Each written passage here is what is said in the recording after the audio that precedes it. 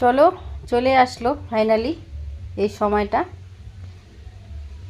মানে এই কয়েকদিন আগের থেকে মনে হচ্ছে যে কবে আসবে, কখন আসবে, কবে কি হবে না হবে, তো ফাইনালি চলেই আসলো।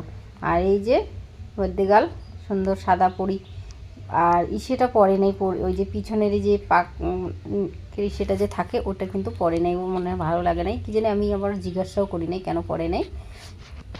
তো যাই হোক, ভালো লাগতেছে। আর এদিকে ওর স্কুলের বান্ধবী সবাই, বান্ধবীর মাটা সবাই আসছে আর কি, যাদের যাদের বলছে তারা সবাই আসছে। ওর মা ওইদিকে, ওর মা আর ওর বান্ধবীর মা এদিকে রেডি করে নিচ্ছে। আর দেখো লোকজন কতটাই ভিড় হয়েছে। যাই হোক, মোটামুটি খুব একটাও বলেও নাই যদিও, তবুও যাদের যাদের বলছে সবাই আসছে, তো বেশ ভালোই হচ্ছে আর কি যা হচ্ছে।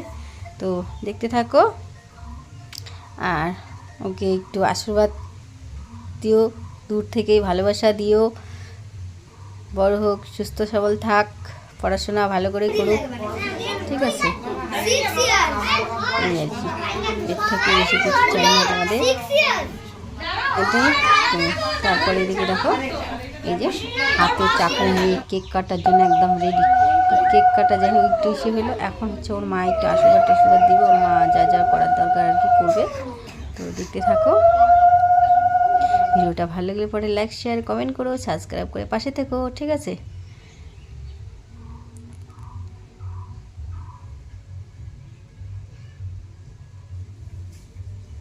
আর এরপর ব্লগে হচ্ছে খাওয়া দাওয়া হাবি যাবে, যা যা আসতে লাগে আর কি। সে খাওয়া দাওয়া বলতে খাওয়া দাওয়ার লাস্ট ফিনিশিং, মানে বললাম না, নিজেদের বাড়িতে কিছু একটা হলে পরে কিছু শেয়ার করা যায় না, মানে টাইম পাওয়া যায় না আর কি, এটাই হচ্ছে অনেক বড় কথা।